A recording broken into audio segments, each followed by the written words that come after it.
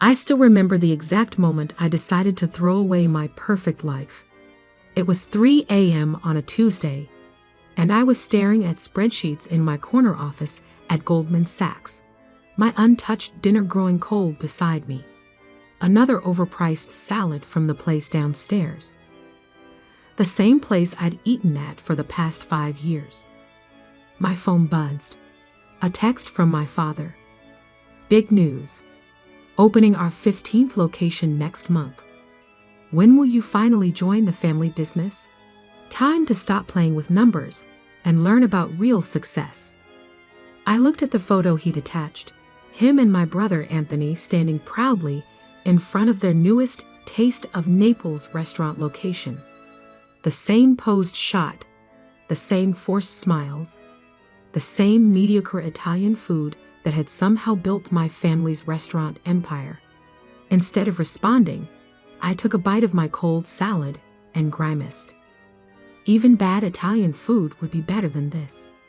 My name is Sophia Russo, and I was living every Italian-American family's dream.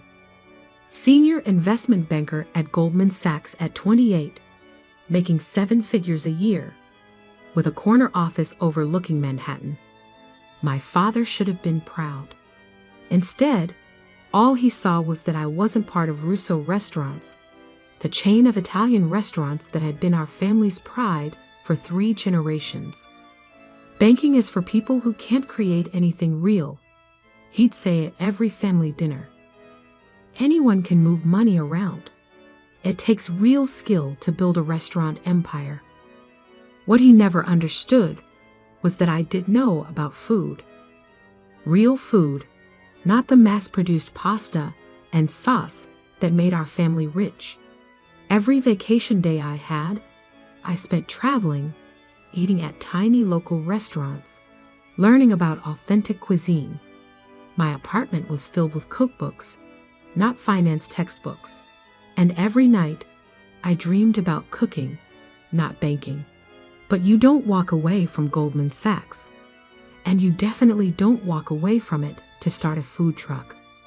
At least, that's what everyone told me. That night, something inside me snapped. Maybe it was the cold salad, maybe it was my father's text, or maybe it was just time. I opened my laptop and started writing my resignation letter. The next morning, I walked into my boss's office before the markets opened. "You're what?" Jake stared at me like I'd grown a second head. "Sophia, you're on track for partner. 2 more years tops." I placed my resignation letter on his desk. "I'm opening a food truck." He started laughing, then stopped when he saw my face. "You're serious? You want to leave Goldman Sachs to sell hot dogs?" Not hot dogs, real Italian food. The kind my grandmother used to make before my father turned our family recipes into frozen pasta sauce. Jake leaned back in his chair, running a hand through his graying hair. "Look, if this is about money, it's not about money." I cut him off. "It's about creating something real." As I walked out of his office, my phone started buzzing. News travels fast on Wall Street, and by the time I reached my apartment, my father was already calling. "Have you lost your mind?" His voice boomed through the speaker. "I just got a call from Arthur Goldman himself. A food truck? You're throwing your life away." I let him rant, walking into my kitchen where my grandmother's handwritten recipe book sat on the counter. I'd spent years collecting her recipes, testing them in secret, perfecting them while my family thought I was working late at the office. "Are you even listening to me?" my father demanded. "Yes, Papa, I hear you. But for once, I need you to hear me." I opened the recipe book to her signature dish, pasta alla nonna, made with a sauce that took 3 days to prepare. I'm not throwing my life away. I'm choosing my own path. By becoming a street vendor? Your brother runs 5 restaurants by himself. We have 15 locations. We're opening 3 more this year. That's success. No, that's mass production. When was the last time you actually cooked anything, Papa? When was the last time you made Nana's recipes the way she taught us? Silence. Then, times change. You can't make money cooking one pot of sauce at a time. Watch me. I hung up and opened my laptop. 5 years at Goldman had taught me more than just finance. I knew how to plan, how to analyze markets, how to build something from nothing. I'd helped launch million-dollar companies with less planning than I was putting into my food truck. First step, I emptied my savings account. $200,000, enough to buy a top-of-the-line food truck and have operating capital for a year. Next, I pulled up the business plan I'd been working on in secret for months. Nana's Kitchen. Authentic Italian street food, made fresh daily, using recipes that hadn't been changed for mass production. My phone kept ringing. My brother Anthony, my mother, my aunts and uncles.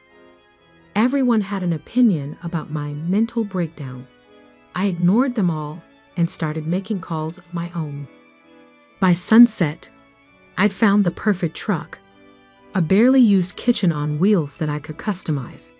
By midnight, I'd secured all the necessary permits and licenses, and by dawn, I'd mapped out every food truck location in Manhattan, analyzing foot traffic patterns, lunch crowds, and competition.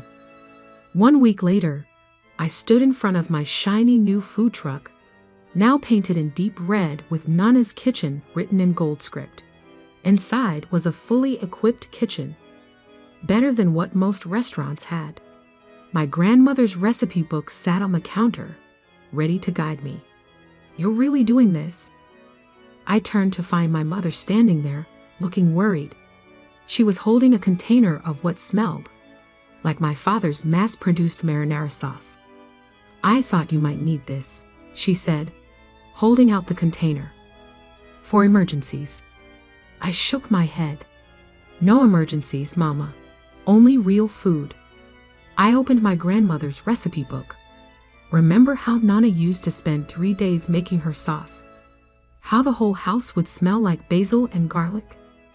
That was before we had 15 restaurants to run. She sighed. "Sophia, your father built an empire by taking Nana's recipes and turning them into fast food." I started preparing for my first day, laying out fresh ingredients I'd bought at dawn from local markets.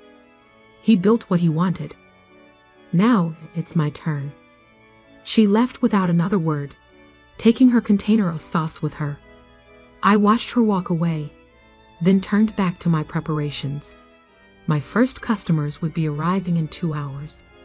I'd love to say my first day was a tremendous success, that people lined up around the block for my authentic Italian food. The reality? I served exactly 12 customers, made $157, and had enough leftover food to feed an army. But those 12 customers, they came back the next day, and they told their friends. By the end of the first week, I had a small but loyal following. Office workers who were tired of the same chain restaurant lunches. Food enthusiasts who appreciated real Italian cuisine.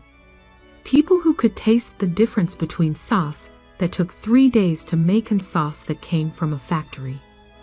My father kept tabs on me through others, never visiting himself, but always asking about my little experiment. My brother Anthony drove by once, smirking when he saw me working alone in my truck. "Have fun playing chef," he called out. "When you're ready to admit this was a mistake, your office at Russo Restaurants is waiting." I ignored them all and focused on my food. Every morning, I woke up at 4 a.m. to start preparing. Every ingredient was fresh, every dish made to order. My customers didn't just get food. They got stories about the recipes, about my grandmother, about real Italian cooking. 3 months in, something unexpected happened. A food blogger discovered me. Her review went viral. Forget everything you know about Italian food trucks. Forget everything you know about Italian restaurants. Nana's Kitchen is serving the most authentic Italian food in New York, and they're doing it from a truck. The next day, the line stretched around the block. I sold out by 1 p.m. Then came the write-up in the New York Times food section. Then Eater. Then Bon Appetit. Suddenly, my little experiment wasn't so little anymore. I needed help. I hired 2 assistants, then 4. I added a second truck, then a third, each one serving the same authentic recipes, made fresh every day. 1 year after leaving Goldman Sachs, I had a fleet of 5 trucks and a central kitchen where we prepared our sauces and fresh pasta. My revenue was approaching $2 million annually, small compared to Russo restaurants, but every dollar earned without compromising quality. I was working harder than I ever had at Goldman, putting in 16-hour days, but for the first time in my life, I was creating something real, something that would have made my grandmother proud. Then came the day that changed everything. I was working in one of my trucks when I overheard 2 customers talking about Russo restaurants, about how the quality had gone down, about how the newest locations were struggling, about rumors of financial troubles. That night, I did what any good investment banker would do. I started digging. What I found confirmed the rumors. Russo Restaurants was expanding too fast, taking on too much debt.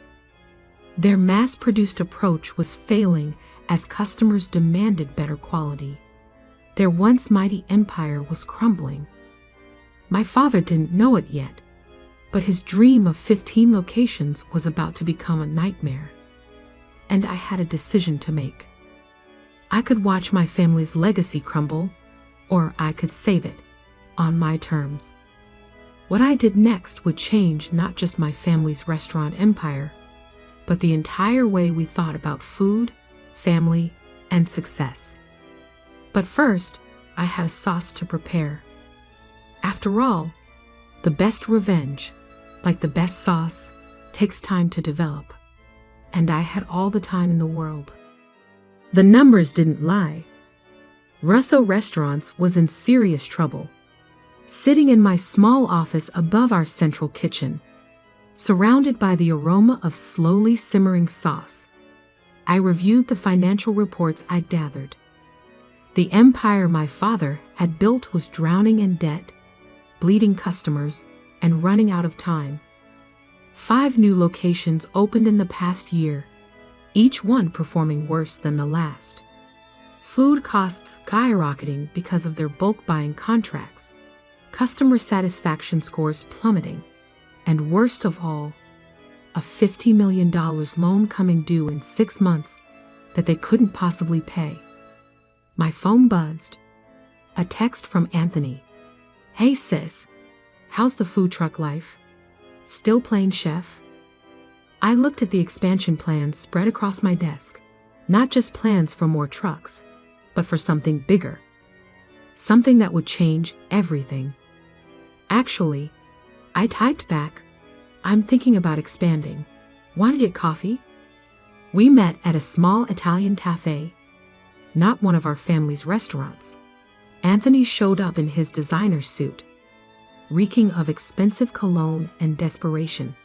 He didn't know I could smell the fear on him. So, he smirked, stirring his cappuccino, finally ready to admit this food truck thing was a phase. "Your office is still empty." I took a sip of my espresso, properly made, unlike the automated machines in his restaurants. "Actually, I want to talk about Russo Restaurants. Specifically, about the Bronx location's 42% drop in revenue last quarter." His cup clattered against the saucer. "How did you? Or the 3 health code violations at the Brooklyn location? Or maybe the $50 million loan that's coming due?" I pulled out a folder. "I may have left Wall Street, Anthony. but I didn't forget how to read financial statements. You've been spying on us? Public records, brother. Amazing what you can find when you know where to look. I leaned forward. You're in trouble. Big trouble. He deflated slightly, his arrogance cracking. Papa says we can handle it. We just need to cut costs, maybe close a few locations. You need $50 million in 6 months, and your credit is maxed out. Cost cutting won't save you. I opened the folder, sliding over a proposal I'd spent weeks preparing. But I can. You? He laughed, but it sounded hollow. With what? Food truck money. With Nana's legacy fund. His laughter stopped. Never heard of it. You wouldn't have. I created it 3 months ago, using my Goldman Sachs connections.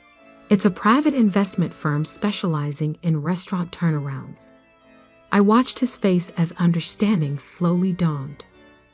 We have $2 billion in capital, and we're very interested in authentic Italian restaurants. Anthony's hands trembled slightly as he picked up the proposal. $2 billion. That's impossible. You've been running food trucks. I've been running food trucks, making connections, and building a reputation for quality food. Meanwhile, I've also been raising capital, analyzing failing restaurants, and preparing for this moment. I pulled out another document. This is a preliminary offer. We'll assume the debt, inject fresh capital, and restructure operations. Papa will never agree. He'd rather go bankrupt than give up control. Then you go bankrupt, and we'll buy the assets at auction. I stood up, leaving the documents on the table. You have 48 hours to discuss this with him. After that, we start buying up your debt on the secondary market. And trust me, Goldman Sachs remembers me very well. I left him sitting there, staring at the numbers that spelled the end of his world, or the beginning of a new one. That evening, my mother showed up at my central kitchen. I was in the middle of teaching new staff how to properly make Nana's sauce, just as she had taught me years ago. Your brother told us, she said quietly, watching me stir the sauce, about your investment firm, about the offer. I added a pinch of fresh basil to the pot. And your father is upset. Of course he is. His daughter who threw her life away now has the power to save or destroy his legacy. I handed her a spoon. Taste. She dipped the spoon in the sauce, and for a moment, I saw tears in her eyes. It tastes just like Mama used to make.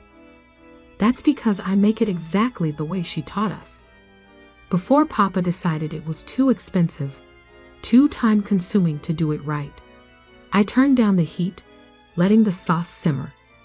Every truck, every batch, every single day. We do it right. He's not a bad man, Sofia. He just wanted to build something big. I know, Mama, but he built it by sacrificing what made our food special. I wiped my hands on my apron. Now I'm offering to help him fix it. But it has to be my way. She nodded slowly. He wants to meet. Tomorrow night at the original restaurant. The original Russo restaurant, where it all began 40 years ago. Now a tired location in Little Italy, its once bright sign faded, its tables half empty most nights. I hadn't been there since leaving Goldman Sachs.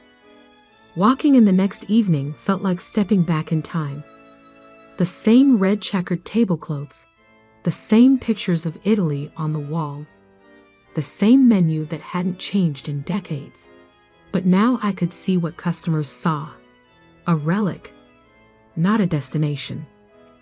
My father sat in his usual corner booth, an empty plate of pasta in front of him.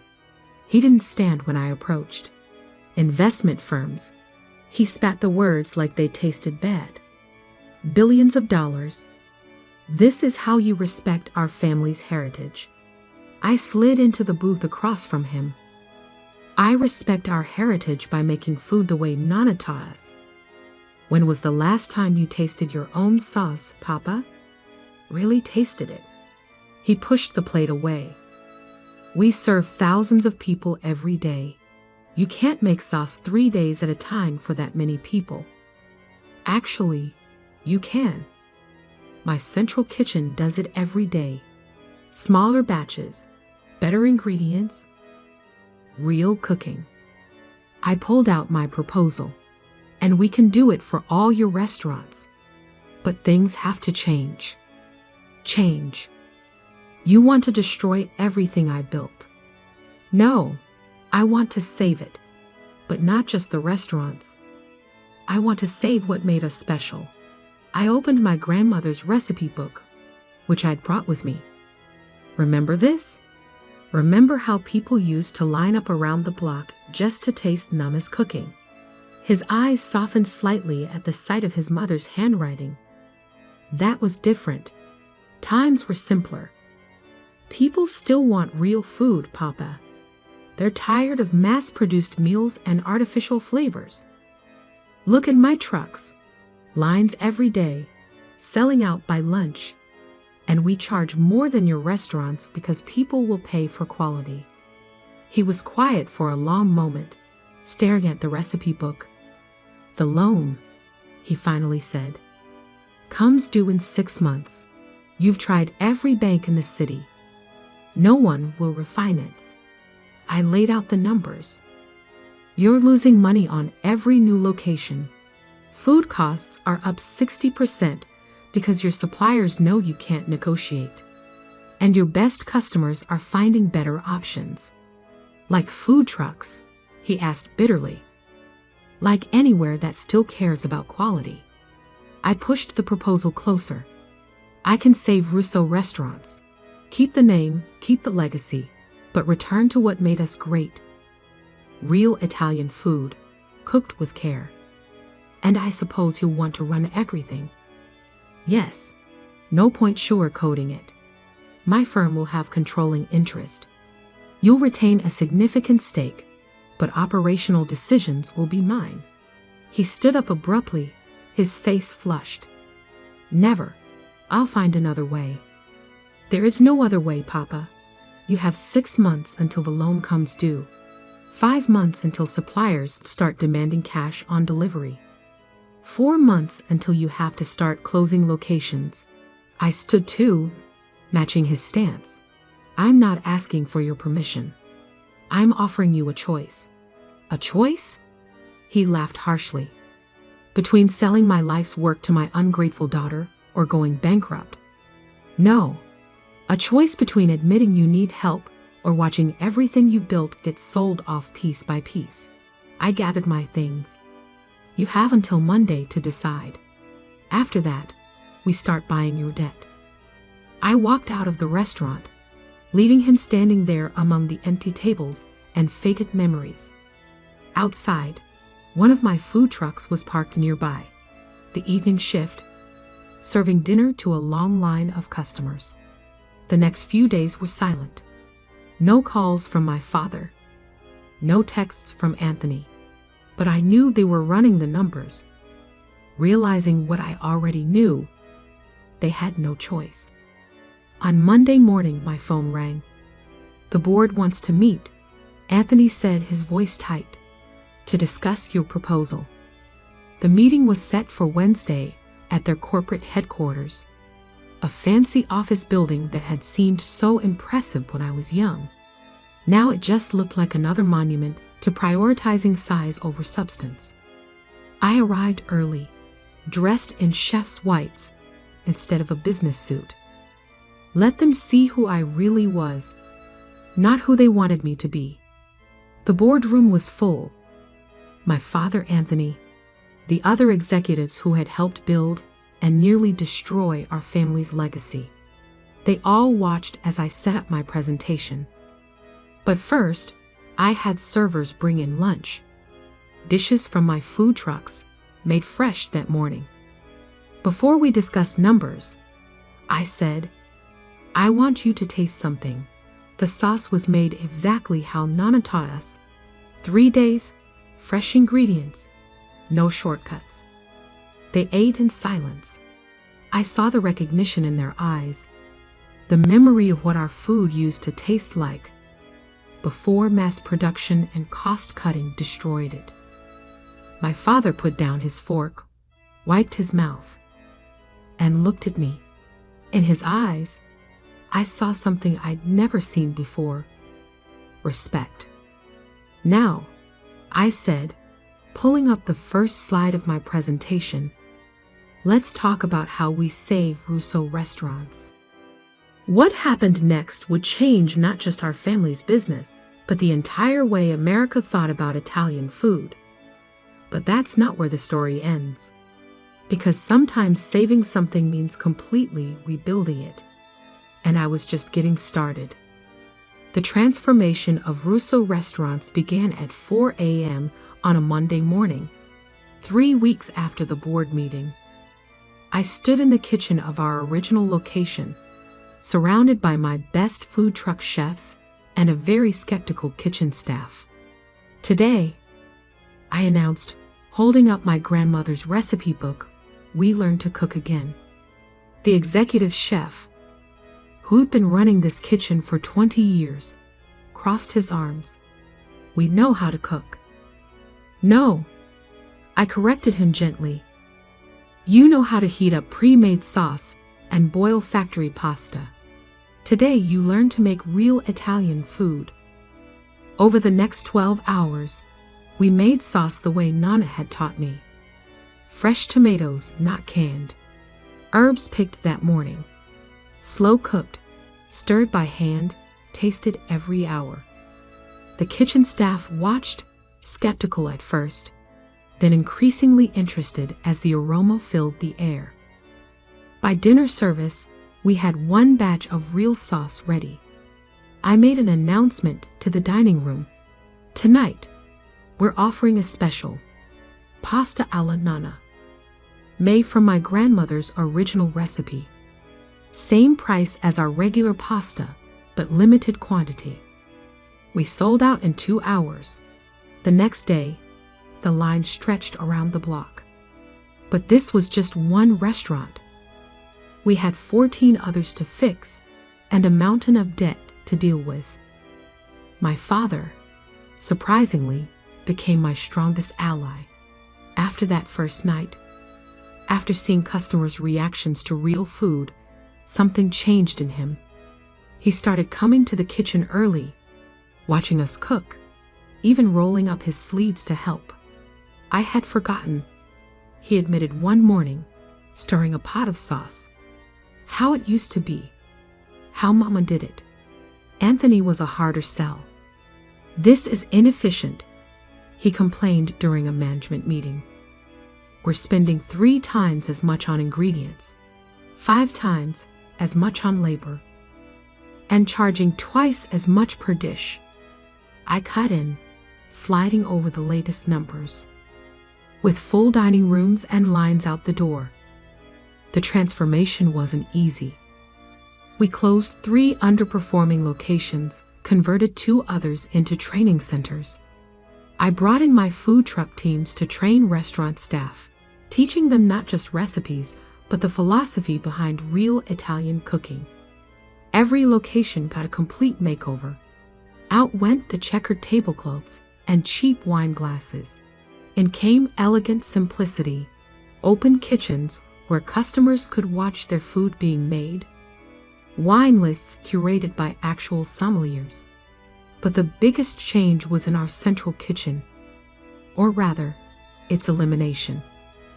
No more mass production, I announced 6 months into the transformation. Each restaurant makes its own sauce, its own pasta, its own everything. Fresh, daily, no shortcuts. The food critics noticed. The first review came from the New York Times. "Russo Restaurants has undergone a miraculous transformation. What was once a chain of mediocre Italian restaurants has become a collection of authentic trattorias, each offering food that would make any Italian grandmother proud. Michelin stars followed. First one restaurant, then another. Our prices went up, but customers didn't complain. They were getting real food, cooked with care and passion. 1 year after taking control, we had fewer locations, but triple the revenue. The debt was paid off. Our suppliers were happy, and our staff turnover had dropped to nearly zero. Turns out people like working in kitchens that actually cook. But the real moment of triumph came during Sunday dinner at my parents' house. For the first time in years, the whole family was gathered around the table. My mother had cooked, really cooked, not just heated up pre-made food.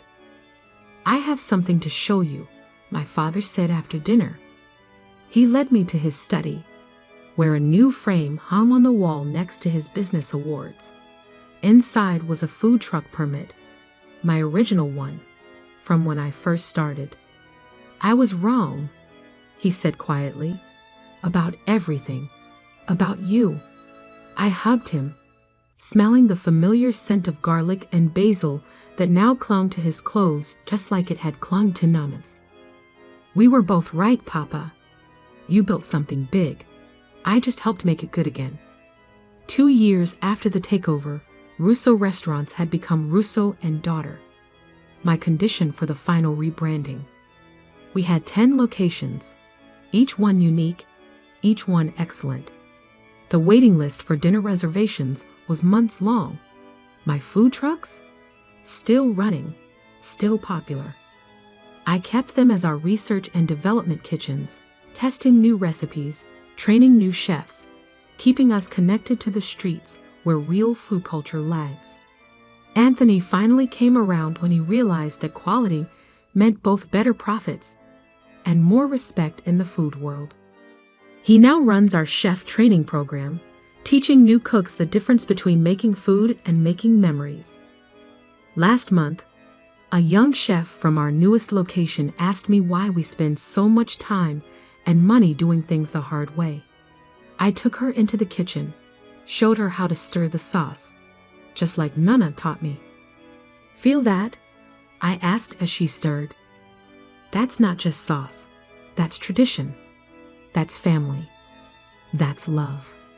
She nodded, understanding filling her eyes as the aroma of slowly simmered tomatoes and fresh herbs surrounded us. Later that evening, I found my father in the same kitchen, teaching another young chef how to make pasta by hand. His sleeves were rolled up, flour dusting his once immaculate suit. "You know," he said when he saw me, "I spent 30 years trying to make this business bigger. You spent 2 years making it better." I picked up a handful of flour, felt its texture, just like Nana taught me. "Why not both?" He smiled, really smiled, the way he used to when I was little and helped him in the kitchen. Why not both indeed?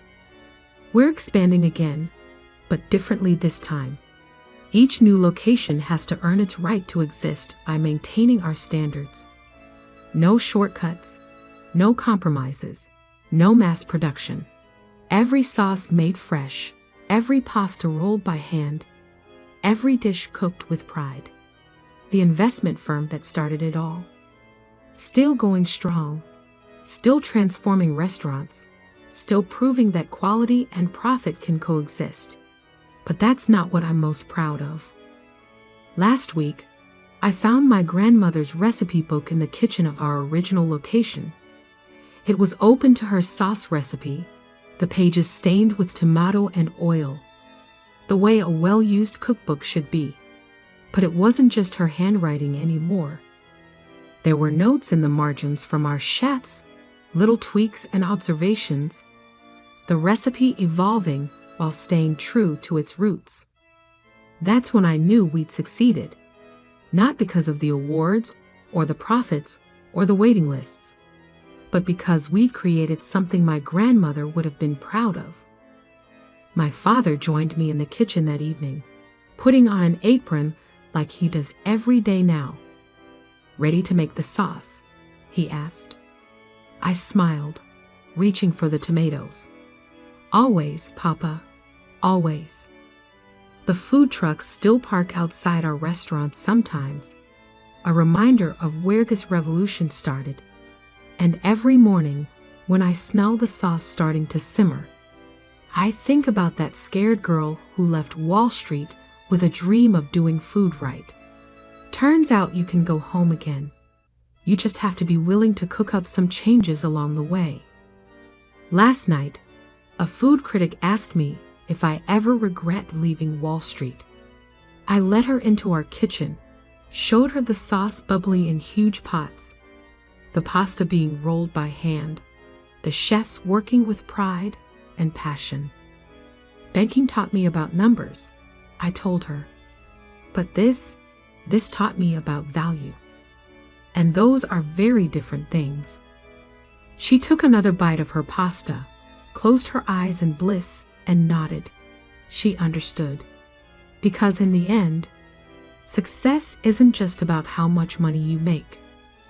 It's about staying true to what matters. In my case, good food and family legacy. Sometimes those things seem to conflict, but with enough determination, and maybe a food truck or two, you can find a way to make them work together. Now, if you'll excuse me, I have some sauce to stir. After all, the best traditions are the ones you practice every day. And somewhere, I know, Nana is smiling.